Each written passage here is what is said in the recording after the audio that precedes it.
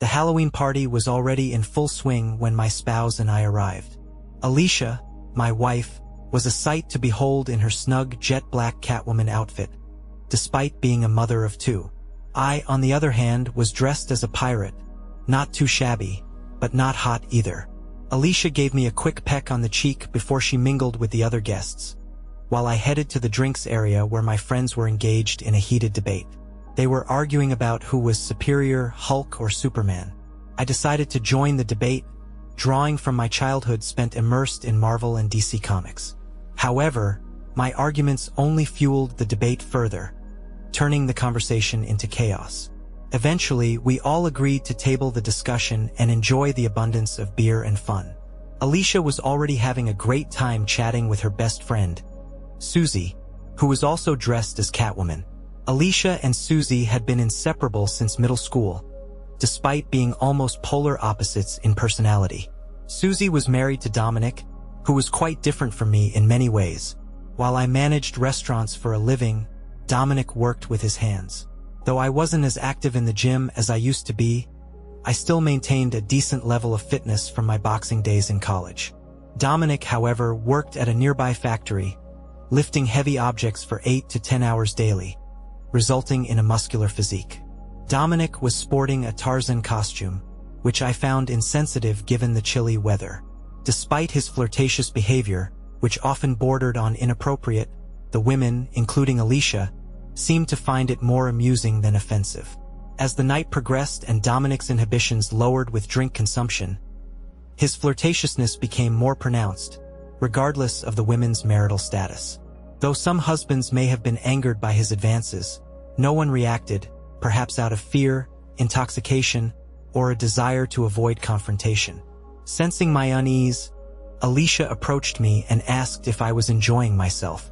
I nodded and took a sip of beer, observing her move to the music beside me. Her attention shifted to Tarzan, silently appraising his physique. I felt a surge of jealousy as I sensed her desire. Alicia snapped back to reality and faced me, assuring me that Dominic was just craving the spotlight. I chuckled, but the taste of my beer suddenly soured. Alicia noticed my shift in mood and asked if I was jealous. I replied defensively that I didn't need to strip down to get attention. As the night progressed and more drinks flowed, inhibitions waned. Dominic and his loincloth became less of a focus as I mingled with my genuine friends. It wasn't until later that I noticed Dominic making advances towards Alicia. Searching for her, I found them in the kitchen engaged in a carnal conversation. My jealousy flared, and Dominic retreated upon seeing me. Alicia sensed the tension and greeted me with forced warmth, assuring me that nothing had happened and that Dominic was just being his usual flirty self. However, my unease lingered. For the rest of the evening, Dominic and Alicia kept their distance, exchanging only secret glances. It was enough to unsettle me, and I needed a break. The beer was kicking in, so I needed a bathroom break. Afterward, I bumped into Dominic, and he accused me of looking down on him due to my wealth, inciting superiority. I told him he was drunk and should go home before he said something he'd regret. He then made crude remarks about Alicia, crossing a line and enraging me. I struck him, and the impact echoed through the drywall. Descending the stairs, I found Alicia, her tear-filled eyes confirming Dominic's claims. Panic ensued as Dominic lay unconscious amid the chaos. Alicia approached me, her question frozen on her lips. A glance told her I knew, and her teary eyes confirmed Dominic's words. She called for emergency services, and screams echoed from above. I stood there, looking at Alicia, searching for the woman I married. I didn't care about Dominic's fate at that moment. A scream pierced the air behind me, followed by fists punching my back. I dodged Susie's swings, and someone pulled her away. Richard, the party host, questioned the chaos, but I ignored him. I faced Susie and asked if she knew about her husband sleeping with Alicia. Her silence spoke volumes, confirming her knowledge. Without anger or denial, she just looked at me as if she knew everything. Alicia's hand rested gently on my shoulder, and she said we needed to talk, but not there. I turned to her, unleashing a surge of rage unlike any I'd felt before. It was so intense that tears welled in my eyes, preventing me from exploding. He woke up, a shout echoed from above, and Susie hurried back upstairs. My anger began to fade as the gravity of the situation sank in. What if I had eliminated Dominic in a moment of anger? I could face lifelong consequences, even assault charges, jeopardizing my hard-earned career over a drunken mistake. Alicia pleaded with me to leave with her, but I retorted that she should go home with her boyfriend and his wife. I was leaving. Alicia grabbed me in desperation, crying that she couldn't handle this and that she didn't want to add domestic violence to the mix. She jabbed her finger into my chest as her anger escalated, leaving me puzzled by its intensity. She was the one in the wrong, yet she was furious. I remembered our audience hanging on every word, like they were watching a movie. Alicia was mocking me, and I had no witty retort or comeback. Speechless, I faced the judgmental stares of our friends and neighbors, a mix of shock, disgust, sympathy, and perhaps a hint of entertainment. I had to leave. Alicia's cries of despair echoed until I started the car and drove off into the night. This story, based on real events, is not from my perspective but from Richard's, the party host. Writing from my viewpoint allowed readers to feel my anger and humiliation. My wife and I discussed it extensively, and it's like watching a train wreck, you can't look away. Susie's lack of anger when I disclosed Alicia's affair with Dominic indicated she was already aware. Was it a ménage à trois or another scenario? Frankly, a ménage à trois involving them would rival any adult movie. How long had this been going on? I also noticed the exchanged looks between Alicia and Dominic at the party, suggesting something more. Maybe I'm overanalyzing, but maybe not. It was evident that I was neglecting Alicia carnally, perhaps in other aspects too. Was this an excuse for her infidelity? I doubt it. Does it explain why she cheated? Certainly. Women whose advances are consistently rebuffed may be more tempted to have an affair, especially if the husband shows interest in other women or watches adult movies, which can be seen as a form of betrayal. Alicia is incredibly attractive in real life, and any man would find her irresistible. However, this reinforces the saying that for every beautiful woman, there's a man tired of having lovemaking with her. The crucial question is what happens next. Currently, the four of them are keeping silent about the situation, but it's only a matter of time before it comes out. While this story is based on true events, I didn't witness everything and had to take creative liberties, especially with my inner thoughts. I sympathize with myself and the tough choices I face. Alicia treated me unfairly, regardless of her reasons. I'm uncertain whether reconciliation or divorce is the best path. Full disclosure, I'm somewhat biased as I am myself, and about Superman and the Hulk, I side with myself. Superman's powers, like thermal vision, flight, and super speed, would easily defeat the Hulk unless there's kryptonite involved, but that's beside the point. Mr. Chiron, they're calling you online. It's Betty. Mr. Ford is calling for you, sir. Greg called me. I've been trying to reach him since the Halloween incident, but they've all remained silent. However, there have been so many questions about how something like this could happen. The public showdown was so dramatic, with elements of lovemaking, violence, and betrayal, and the epic confrontation between David and Goliath. Except this time, Goliath had a glass jaw and wrote a check his drunk self couldn't cash, and David cashed it out of genuine hatred. Patch him through, Betty. I awaited the click indicating I was connected to Greg. Hey Greg, it's Richard. I've been trying to reach you since. I couldn't bring myself to say these words out loud. Ever since I found out about my wife sleeping with that Greg replied, his voice still carrying the simmering anger beneath his composed tone. Even over the phone, his emotions were palpable. So, do you want to talk about it? I asked, hearing a chuckle from him on the other end, tinged with bitterness. Why would I want to talk to you, Richard? Buddy? So you can broadcast it online? Does your little story need a sequel? Are people dying to know what happened next to the guy who couldn't satisfy his wife? He said sarcastically. Greg and I were high school buddies. He played baseball and I played football. Despite losing touch after school, him going off to college, and me joining the Air Force, we reconnected when I returned to our hometown years later. He'd landed a management job at Olive Garden, and I teased him about wasting his college degree. However, he persisted and quickly climbed the ranks, eventually becoming a district manager overseeing multiple restaurants, earning almost as much as me. Now, my dear friend was seething at me, not good. You know where I tucked my tail between my legs and ran off like a coward. Nice touch, Greg said, his words dripping with sarcasm. I felt like a terrible friend, utterly defenseless. Greg, where are you? We need to talk, I urged, but he cut me off. I had no choice but to shut up and listen. You know what's funny, Richard? I've suddenly become quite the popular guy these days, more so than ever before. Seems like everyone wants a chat with me. Must be my charming personality, he quipped, his voice slurring slightly. I could hear the clinks of liquid pouring into a glass. Greg, are you drunk? I asked, concerned. No, Richard, I was drunk an hour ago. Can't tell you who I am now, he retorted sarcastically. All right, I admit it. I was a lousy friend, but I'm here to make it right. Where are you, Greg? I said hastily, grabbing my coat and keys, momentarily forgetting my work obligations. Screw you, Richard. Not telling you where I am. Don't you dare show up at this bar. I'll mess you up if you do, he warned before the line went dead. However, I didn't need him to tell me. I knew exactly where he was. There were only a handful of bars in town worth going to, and Greg had his favorite at Moe's, partly because he had a thing for the cute bartender there. She was the type who could flirt and seem unattainable at the same time, which only added to her allure.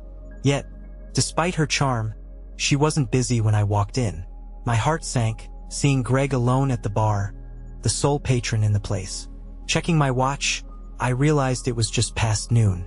Karen, the bartender, greeted me with a wave, her eyes showing concern. I nodded subtly, gesturing for her to give us some privacy with a tilt of my head towards Greg. It was all I managed before his fist connected with my face, sending me reeling and seeing stars. No wonder Dominic ended up in bad shape. Before I knew it, I was on the floor, wiping blood from my lip as Greg glared down at me. Eventually, he shook his head and returned to the bar stool. I picked myself up, signaling to Karen to keep quiet as I made my way over to Greg. Can we talk? I asked, mustering up courage as I sat down beside him. He took another sip of his beer and shook his head. Off the record, he quipped sarcastically. I chuckled inwardly. At least his sense of humor was intact. Anyway, you really hit a nerve there, he said with disdain. How's your relationship with your mom? You've met her, right? He asked. Yeah. I still remember her frisking me to make sure I didn't bring any forbidden stuff into her house. We laughed about it later, Greg recounted, taking another sip before meeting my gaze. For God's sake, Richard, it was bad enough going through that. Then reading about it and knowing all my friends knew it was me, Greg said, his voice filled with pain. Greg, I just pinned it down. I never meant to embarrass you, and besides, no one will even know it's you. I tried to reassure both him and myself. 2 cats, Tarzan, and a pirate, plus the pirate who tossed Tarzan into the wall? How many damn Halloween parties do you think that's happened at? Greg looked like he wanted to punch me again. You find this funny? He asked, his voice laced with anger. Okay, humor was definitely not the way to go. You're right, Greg. I was an idiot. I genuinely apologize for putting you in that spot, I said, trying to diffuse the tension. Well, I'm not sorry for punching you, Greg retorted. I rubbed my chin and chuckled. You still punch like a girl. No wonder you always got your backside kicked in boxing, I said, trying to break the tension further. That seemed to do the trick, and the tension continued to thaw. I managed to coax Greg away from Moe's and into my car. Karen shot me a grateful look and hugged me as we left. Take care of him, Richard. He's going through a lot, she said. My jaw was throbbing and beginning to swell, but I got Greg out of there, and that was what mattered most. The moment I secured him into my passenger seat, he drifted off, looking like he hadn't slept in days. Instead of heading to his mom's, I drove him to my place. Along the way, I called another friend, John. How's it going, Richie Rich? He greeted me cheerfully as he answered the phone. John was one of those guys who still acted like he was in his 20s, a great guy though quite immature. I emphasize very, since most guys are at least a little immature. He was the one who sparked the whole Hulk versus Superman debate and was always the life of the party. However, none of the wives really wanted their husbands to be under his influence. He had a knack for bringing out the teenage troublemaker in his friends, but we all loved him. John, I need your hand. I found Greg at Moe's, and he might need some help getting him into my place and settled in bed. He's out cold, I said, filling him in on the situation. Damn, glad you tracked him down. I've been looking for him all week after what that idiot did to him. It's a miracle he didn't do something drastic, John said, his voice filled with concern. John parked his Mustang behind my Tahoe in my driveway, and together we tackled the task of moving 200 pounds of dead weight onto the couch in my basement. It was not an easy feat after chatting for a bit. John headed out, promising that he'd keep me updated. Being home early meant I had the house all to myself, a rarity. So rare, in fact, that I found myself at a loss for what to do. I didn't want to step out in case Greg woke up disoriented. So I fired up the George Foreman grill for steak and baked some potatoes. Then, I flipped through my cable sports package, hoping to catch a good game or at least some interesting sports talk. I settled on a documentary and dug into my meal. It wasn't long before my wife, Nikki, walked in with our kids in tow. "Hey, what brings you home so early?" she asked, planting a kiss on my cheek. "Found Greg at Moe's, plastered as hell. Brought him back here and laid him out in the basement," I explained. Nikki looked hesitant. "Are you sure that's a good idea? I don't want any drunken antics in front of the kids," she said, her voice filled with concern. "He'll be fine, sweetheart. I'll keep an eye on him," I assured her, feeling her hand caress my cheek, sending a shiver down my spine. That's when she noticed the swelling. "Richard, what the hell did he do to you?" she asked, her voice filled with anger. "I'm all right, honey. Don't worry about it," I said, trying to downplay the situation. "Rich, get him out of here, honey. Everything's under control. The poor guy just found out his wife was cheating on him a few weeks back, and it happened so publicly. He's on edge, plus he's been dealing with it all alone. I'm his friend. He needed an outlet for his pent-up anger, and if that meant taking some hits, I didn't mind. Besides, my jaw is not as fragile as Tarzan's. Maybe he should consider a different costume next year," I said, trying to lighten the mood. Nikki couldn't help but chuckle at that. Watching Tarzan get his backside kicked by a pirate was pretty amusing. "I doubt Jane would approve," she said, her voice filled with amusement. "Yeah, Tarzan definitely got what was coming to him. Dominic should spend less time pumping iron and more time hitting the bag," Nikki quipped, "or at least learn to dodge," she added, and we shared a laugh. Once her giggles subsided, I headed downstairs to check on Greg. His thunderous snoring assured me he was still very much alive, albeit functionally comatose. I slipped a pillow under his head when he let out a sound that could wake the dead. His drink's breath could have knocked out a bull. "What the heck, Greg?" I muttered, the stench clinging to me. I needed to step away. A few hours later, a zombie-like version of my friend emerged from the abyss. His bloodshot eyes screamed exhaustion and distress as he shuffled around my kitchen. Nikki shot me a silent warning that spoke volumes. "Keep him in line, or he's out." I approached him in the kitchen. "How you feeling, buddy?" I asked, my voice filled with concern.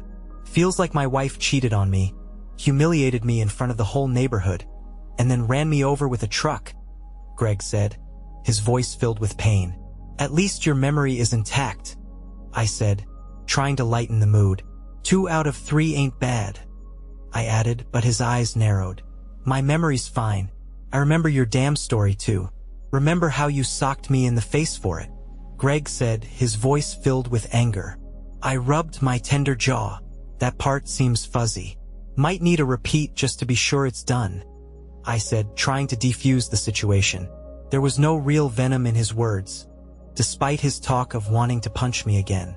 I knew he wouldn't. "I've said it before, but I'm really sorry about that story, Greg. I didn't think it would reach as many people as it did, and I certainly didn't think you'd find out about it." I was wrong, I said, my voice filled with regret. People actually read it. I even got a message from this guy I know who heard about the party from someone and then read your story online, I said, filling him in on the aftermath. Who's this guy? You don't know him. He's this loudmouth named Harry from Virginia, Greg said, his voice filled with disdain. Harry Ina, huh? Heard of him. Nice guy once you get past his attitude. By the way, he's on my side and thinks you're an idiot too, I said, trying to lighten the mood. Greg chuckled. Yeah, well, I'm sure he felt that way before reading the story you wrote about me, he said, his voice filled with amusement. I gave him a friendly pat on the back, which he didn't seem to mind, confirming we were okay. Richard, why'd you have to paint me as a wimp? Did I really just bolt like that? Greg asked, his voice filled with curiosity. Wimp? Greg, you took the guy down in one punch. I was half expecting you to bite his ear off. If you boxed like that in college, you'd have been a champ, I said, my voice filled with admiration. No one sees you as weak. Screw you, I added, trying to boost his confidence. It's a skill I've still got. Idiot, Greg said, his voice filled with pride. I really handed him his rear, didn't I? He added, his voice filled with amusement. Hell yeah. Bet your sweet rear you couldn't pull that off, I teased, nudging him. Nah, might take me 2 hits, Greg quipped back, unable to stifle a chuckle. It was good to see Greg laughing again. So, what went down after I split? Greg asked, his voice filled with curiosity. Kept looking over my shoulder, thinking I was headed to the slammer, he added, his voice filled with concern. Well, Greg, after you bailed from the Halloween party, Alicia let out this wail, like she was facing a firing squad, and crumpled to the floor. She sobbed loudly, like a broken Catwoman. Nikki rushed to her aid, helping her up and leading her to the couch. Susie, the other Catwoman, came down the stairs with her disgraced Tarzan, holding his head as she guided him. Alicia caught sight of them and flew into a rage. You idiot! What did you tell Greg? You've ruined my life, you idiot! Tarzan, already battered by the pirate, now dodged Catwoman's claws while Catwoman tried to intervene. Alicia, stop it! Cut it out, Susie yelled, defending her husband. Ban Tarzan being saved by a woman from a woman only stoked his fire. Can this idiot embarrass the jungle man any further? You should have said something right. You idiot! Couldn't take no for an answer. What's wrong with you? The jungle man regarded Alicia's fury with detachment. It was clear he hadn't grasped everything yet. The knockout must have sobered him up. He knew he'd caused today's pain. Alicia, I'm sorry. I was drunk, he said, his voice filled with regret. She stopped attacking and collapsed to the floor again. What do I do now, Susie? What do I do now? I recounted, filling Greg in on the aftermath. Back to Richard's kitchen. After that, they had to haul Dominic to the ER. Turns out he had a concussion. He wanted to press charges, but Susie and Alicia talked him out of it. Alicia pleaded with him not to. She knew if you got arrested, there'd be little hope of your return, I said, filling Greg in on the aftermath. In any case, there's little hope left for this. I sighed, my voice filled with sadness. So, Greg, what happened after you split? All we heard was the rubber hitting the road and the roar of your engine. I wanted to chase after you, but my Tahoe was packed with other cars. I feared you might crash. You haven't responded to any of our calls, I said, filling him in on the aftermath. Yeah, well, I needed to get away and think. I couldn't wrap my head around it all. Our friends are looking at me, judging me. I needed space, Greg said, his voice filled with pain. So, you headed to your mom's place? It must have been tough going back there, I said, filling him in on the aftermath. Yeah, well, life throws you curveballs sometimes. The only way to deal with it is to do something out of the ordinary, Greg said, his voice filled with resignation. Greg, October 31st party crap. Damn it, these damn women. I sped recklessly along side streets leading out of town. Honestly, I had no clue where I was going. Stop signs, speed limits, traffic lights, none of it mattered. I drove like I was the only one on the road that mattered. What's that sound? Greg recounted, filling me in on the aftermath. I glanced at the passenger seat, recognizing Alicia's ringtone. Her lovely face illuminated my Android screen. She smiled at me, a loving smile captured in time. I remember taking this photo. I was so happy, so full of love and adoration. Damn it, Lee. I fought the urge to chuck my phone out the window. Her picture on the screen lied to me. If I answered, the voice on the other end would lie to me. The cheerful melody announcing her call was a lie. Lies. She slept with Dominic. Maybe they even kissed passionately, excitedly. Damn it. I bet the idiot loved it. Another man's wife in his bed. Who did he think he was? Greg recounted, filling me in on the aftermath. I was the one by her side when she was sick in the delivery room with her twice, promising to love her in sickness and health. I devoted my life to her. The persistent ringtone tormented me with its falsehoods. I shut it off and pulled out the battery. Silence. No more lies. I drove aimlessly around the city, my mind on autopilot, protecting itself from overload. The images of tonight's events and worse, the scenarios I imagined between my wife and that idiot in the jungle were overwhelming. My mind was overclocking. My processor was reality hit me when I gazed up and found myself parked in front of my parents' garage. I couldn't recall driving there. It seemed my subconscious guided me back to my childhood abode. Greg recounted, filling me in on the aftermath. Cutting the engine, I entered. Every child holds a key to their parents' home, even if they vowed never to return. Well, perhaps not every child, but in my case, it was late. The living room, unchanged for decades, greeted me in darkness. The sofa, coffee table, lamp, all fixtures froze in time, exactly as I remembered them. Strangely, I found solace in this familiarity.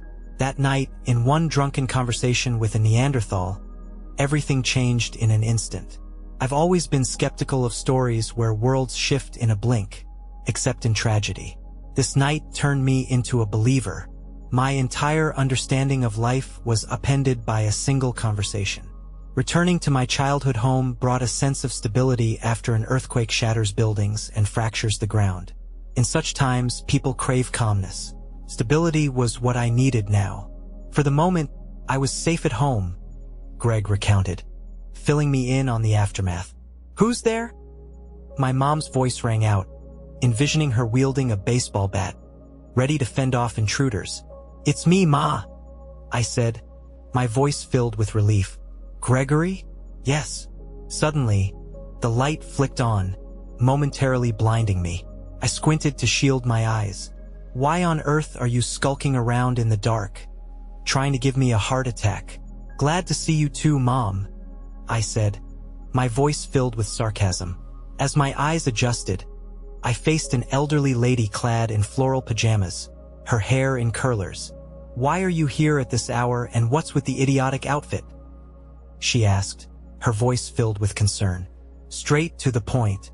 That's my mother. I thought, my voice filled with amusement. I'm still in most of my pirate costume. My hat, parrot, and eye patch are long gone. Now I just look, well, like an idiot, I recounted, filling Greg in on the aftermath. Long story, Ma. Listen, I'll be staying here for a while. The kids will leave tomorrow, but I'll be back. I'll fill you in, but not in front of them. Okay? I said, my voice filled with determination. I didn't ask her to stay with her. I simply informed her of my intentions. This might appear odd to most, but it's normal for us. My family is in what you'd call affectionate. My dad is straightforward, never saying more than necessary and expecting the same in return. Hugs are brief. I love you reserved for dire moments. My parents were a perfect match, both reserved in affection. How they even conceived me remains a puzzling mystery. They were either destined to find each other or destined to suffer alone. I recounted, filling Greg in on the aftermath. All right, Gregory, you know where everything is. I'm going back to bed, my mom said, her frail figure vanishing around the corner. And lock up, she added, her voice trailing off. The next morning, I checked my phone, finding 29 missed calls, 15 from Alicia, some from Richard, and a few from others at the party. I ignored them, knowing they'd likely consist of people eager for gossip about the affair. After a restless night, pain, anger, and confusion lingered. I also wondered about the police. What happened to Dominic after I left? Did he go to the hospital? Press charges? Would I end up in jail? I recounted, filling Greg in on the aftermath. I slipped out of the house before my mom woke up, leaving a note explaining my departure. If Alicia called, Mom was instructed to inform her I'd reach out when ready. I parked near my favorite bar, seeking solace and a strong drink to numb the pain. For the next couple of weeks, I hid at my mom's, only encountering Alicia when dropping off the kids or fetching belongings. Our interactions were strained, ending with her upset.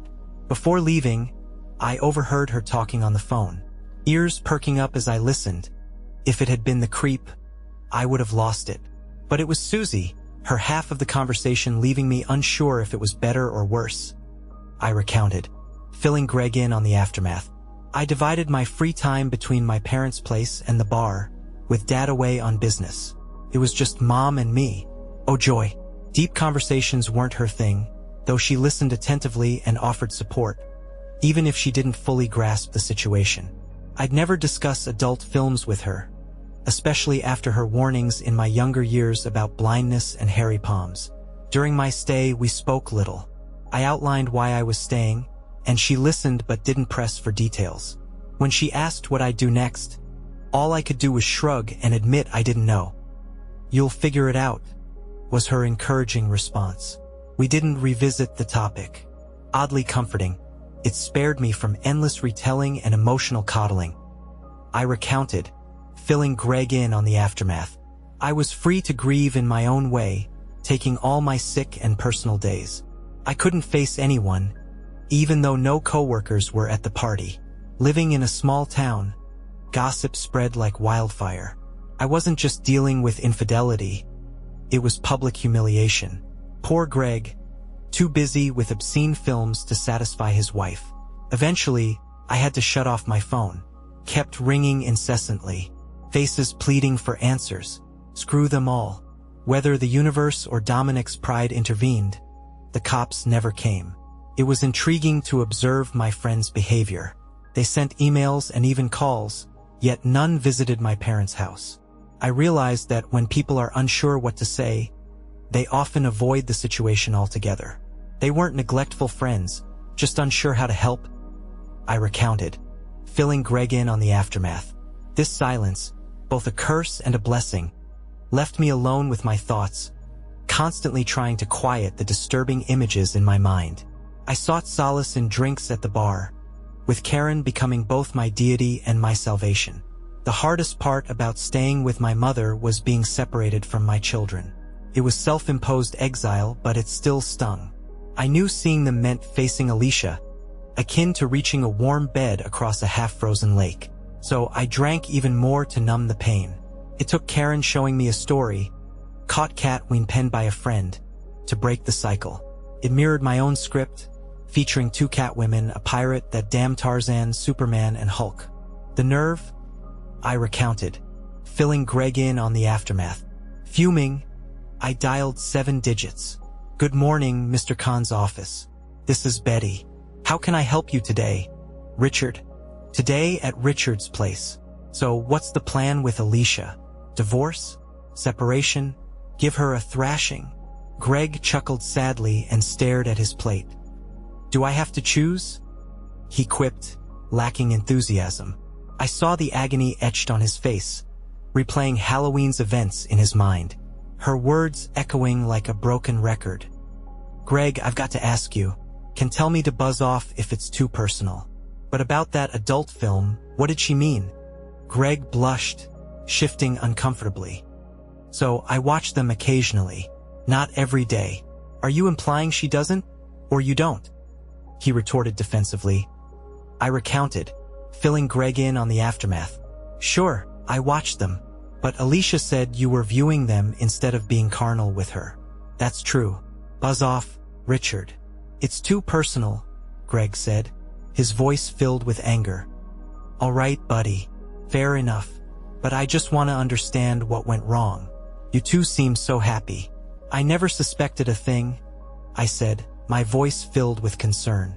Greg gazed down at his meal while his fork traced circles on the plate. She just doesn't get it, Rich. What's she not getting, Greg? I asked, my voice filled with curiosity. I recounted, filling Greg in on the aftermath. Greg let his fork drop and ran his hands over his face, taking a deep breath. Was a side tinged with sadness, perhaps mixed with guilt. I work 10 to 12 hours every day, sometimes even 5 days a week if I'm lucky. When I get home, I'm exhausted. I'm stressed out. I deal with irate investors, clients, managers, carnal molestation claims, discrimination claims, and everything in between. It all falls on my shoulders. If something goes wrong at the restaurants, like some customer claiming to have spotted a rat and demanding free food, I'm the one who has to handle it, Greg recounted, filling me in on the aftermath. I recounted, filling Greg in on the aftermath. Alicia requires a lot of foreplay. A lot. I have to spend 30 minutes just on foreplay. Then, when she's ready, we can start having physical engaging. She likes to change positions frequently. On top of that, she wants me to talk dirty to her throughout. I love my wife. I really do. And when I have the energy, it's fantastic. I know guys who complain that their wives are frigid, unimaginative, or just want to get it over with. Alicia is none of those. But I don't have the stamina to do this every night, especially after dealing with all the crap I face during the day, Greg recounted, filling me in on the aftermath. I recounted, filling Greg in on the aftermath. Sometimes, I just feel better being alone. I hate to admit it. Every man dreams of a woman like Alicia, a passionate woman who genuinely enjoys lovemaking. I know I'm lucky to have her, but I noticed his eyes starting to cloud over. It's tough to reconcile the pain of marriage when you realize the part you played in your own troubles. I do so much for her, for the girls. I work my backside off to give them everything I didn't have as a kid. My dad was very thrifty. He only bought what I needed. I want more for my girls. And then there's my wife. And I enjoy spending time with them. They're my whole world. But sometimes, I just wish I didn't have to do something for someone else when I come home after dealing with all the crap at work. Sometimes I just want to be alone, Greg recounted, filling me in on the aftermath. I recounted, filling Greg in on the aftermath. How long has it been since you two were carnal? Before the party, I asked, my voice filled with curiosity. Greg shook his head. I don't know, Rich. I really don't know. I didn't even realize so much time had passed. I nodded, a flicker of understanding dawning on me. Then, I saw anger flash in his eyes. But that doesn't give her the right to do what she did, though, Richard. I didn't humiliate her in front of everyone. I didn't cheat on her. She should have come to me with our issues. Why didn't she come to me? Greg said, his voice filled with anger. I recounted, filling Greg in on the aftermath. I had to take a risk with my next remark. It was crucial to convey my point to him without seeming like I was taking her side. Maybe for the same reason you never explain to her why you watch adult films. Communication can be tough, especially if you don't realize you need to say something. How do you communicate your unhappiness to your spouse? Simply put, you say, I'm unhappy, I said, my voice filled with determination. Touché, Greg said, his voice filled with amusement. I recounted, filling Greg in on the aftermath. Things were escalating too much. Usually, at moments like this, I'd crack a joke to diffuse the tension. So I switched gears. So, Greg, about my wall, I said, teasing him. Greg caught on that I was teasing him and grinned, shaking his head. Call it even for this one, idiot, he said, his voice filled with amusement. I thought the punch in the face had evened things out, I said, my voice filled with amusement. Not quite, Greg said, chuckling. It was good to see Greg as he was before Halloween, even if it was fleeting, I recounted, filling Greg in on the aftermath. Fair enough, I said, my voice filled with amusement. That's when I noticed Nikki standing in the doorway with a peculiar expression. Her eyes urged me to see her right away. I left Greg to his meal and approached her. "What's wrong, dear?" I asked, my voice filled with concern. "Somehow, Alicia found out Greg's here." "She's on her way," Nikki said, her voice filled with concern. "Damn it. John probably called her to vent or something stupid, unknowingly giving away Greg's location."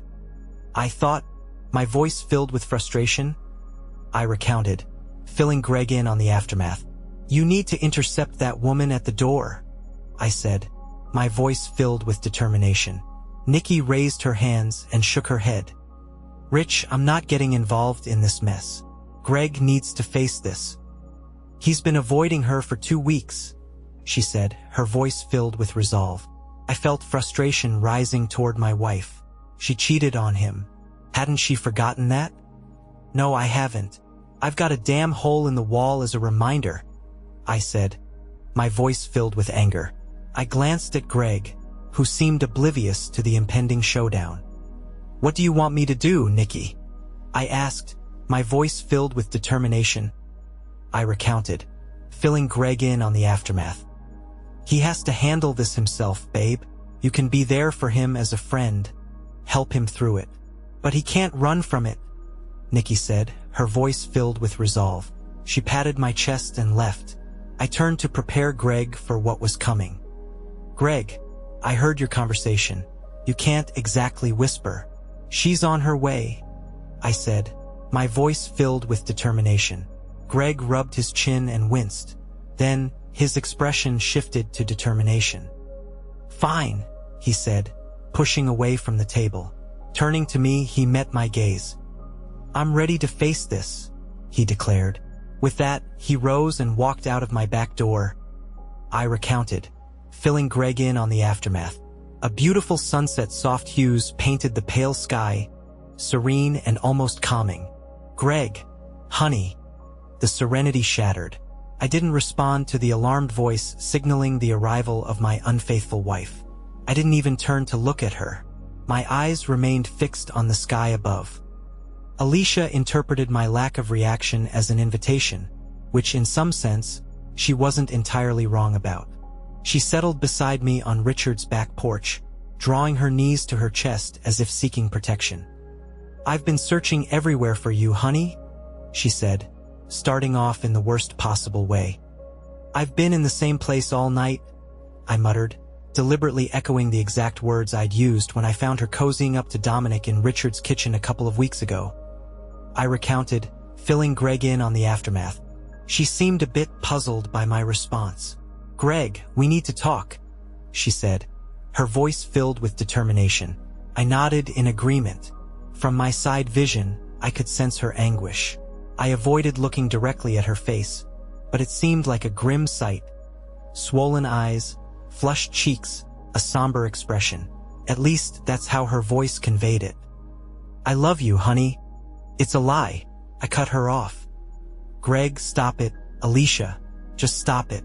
You can't claim to love me and then embarrass me the way you did, airing our issues in public like that," I said, my voice filled with anger. I recounted, filling Greg in on the aftermath. "I would never do that to you," she said, her voice rising with anger. "What are you talking about, Greg? You did this to me?" she said, her voice filled with disbelief. "You stormed down the stairs like a madman in front of everyone. You asked Susie if she knew I was sleeping with her husband, right in front of everyone's eyes. If you wanted to talk privately, you could have pulled me aside and yelled at me in the car. But no, you were the first one to air out my business like that," she said, her voice filled with anger. In a way, she had a point. I didn't see it that way at the time. I was blinded by rage, I recounted, filling Greg in on the aftermath. "Okay, Alicia, I'll give you that. But I didn't initiate this. Your damn boyfriend confronted me, telling me all about your indiscretions in front of other people. I handled it the best I could. I was furious, rightfully so. Could I have handled it differently? I paused to rein in my emotions. But I didn't cheat with anyone," I continued, looking her squarely in the eyes. The anger drained from her expression, replaced by remorse and guilt. "I know, Greg," she said softly. I recounted, filling Greg in on the aftermath. I simply shook my head. Do you really think so, Alicia? Do you really? Her eyes sparked again.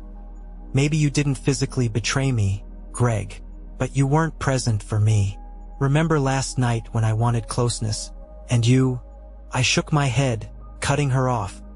It was on my birthday. I treated myself to some beautiful lingerie from Victoria's Secret. It was so hot. I indulged in a fragrant bubble bath, getting excited, thinking about the night ahead. I lathered my body with eucalyptus-scented lotion, spent an hour doing my hair and makeup. Do you recall that night? She asked, her voice filled with sadness. I recounted, filling Greg in on the aftermath. I did remember that night. That was the day I had to fire Frank. He was my close friend, one of my assistant managers back when I worked at Olive Garden. We'd become good friends over the years. When the allegations surfaced, I stood up for him vehemently. I was certain he wouldn't do something so reckless. But the girl had text messages, damn text messages. When they emerged, I was livid. I was the one who promoted him. I was the one who vouched for him. And I was the one who had to deal with it or they deal with me. So, needless to say, I wasn't in the best mood that evening.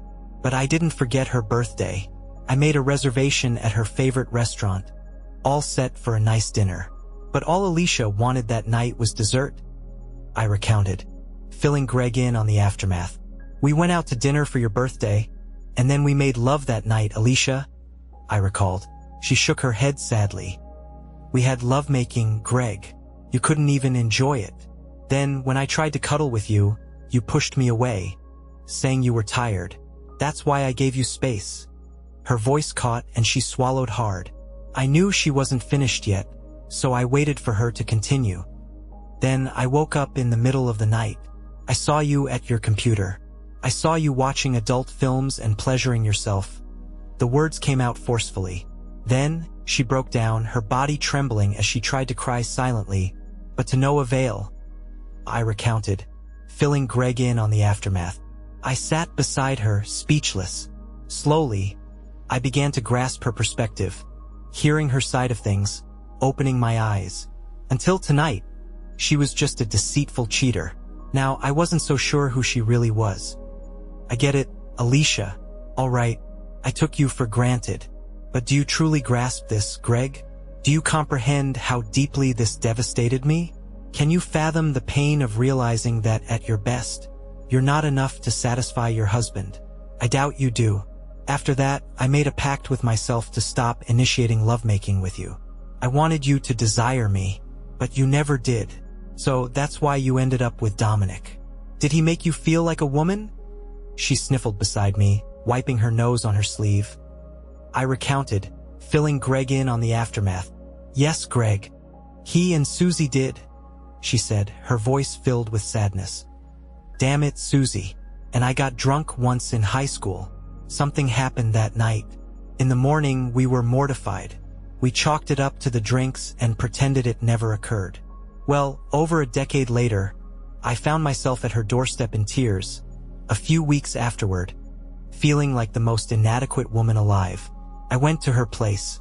I was so low, so shattered. I told her I needed to get drunk. And I did. The feeling of inadequacy started to fade, but it never truly went away.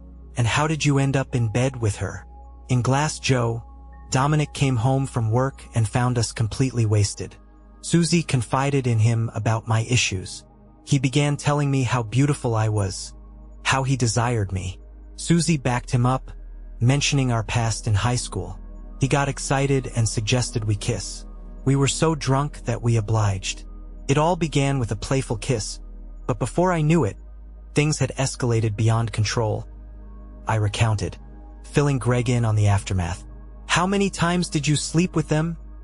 She turned to gaze at the now darkened sky above us and whispered, twice. It stung. The drunken episode was bad enough. I could eventually move past it, but knowing she'd been with them again was a whole other blow. So, at the party in the kitchen, what were you and Dominic discussing? Her eyes flashed with anger and a hint of guilt as she recalled it. He was drunk, complimenting my hot costume, and suggesting we go to their place for some fun. I was worried someone might overhear, so I tried to hush him. I admitted my mistakes, saying the three of us couldn't continue. Then he got a bit forceful, pressing against me. "That's when you walked over," she recounted, filling me in on the aftermath. I recounted, filling Greg in on the aftermath.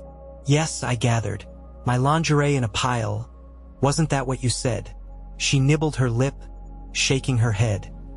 I was furious.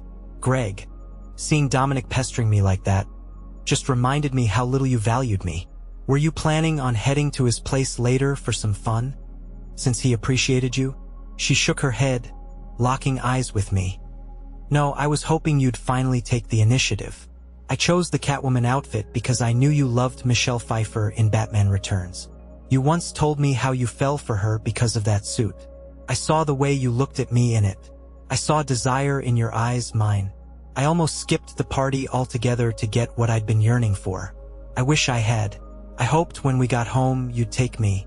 And then Dominic happened." She spat his name out. I recounted, filling Greg in on the aftermath. "None of this would have happened if you hadn't slept with him. Why didn't you just talk to me?" "Alicia." She sadly shook her head again, sniffing. "I don't know, Greg. I wish I did. Lord knows why I didn't. Well, I guess there's enough blame to go around." She turned to me, hopeful. "So what now, Greg?" I didn't know, Alicia. So much had happened. It would take a lot for us to start healing from this. A glimmer of hope sparked within her. She wiped her tears, gripping my hand. "Please, honey, I'll do anything. Just give me a chance to show you how much I love you," she said, meeting my gaze. I sensed hope. It would take time, but maybe we could mend each other if we both fought hard enough. "There might be a chance," I recounted, filling Greg in on the aftermath. "All right, Alicia, but it'll take several steps. First, we need counseling. It's necessary. Obviously, we have a lot to work through. We need to learn how to communicate with each other," I said, my voice filled with determination. She kissed my cheek, embracing my neck. "Yes, darling. Whatever you say. Secondly, you need to cut ties with Susie." That's when I saw the light fade from her eyes, feeling it dim in my heart. "What did you say?" "I said you need to end your friendship with Susie," I recounted, filling Greg in on the aftermath. "Greg, why are you asking me to do this?" I reclined in my chair, staring at her in disbelief. "Seriously, Alicia? You cheated on me with her and her husband. What do you expect me to do? Just trust that it won't happen again? Every time you're with her or talk to her, do you realize what goes through my mind?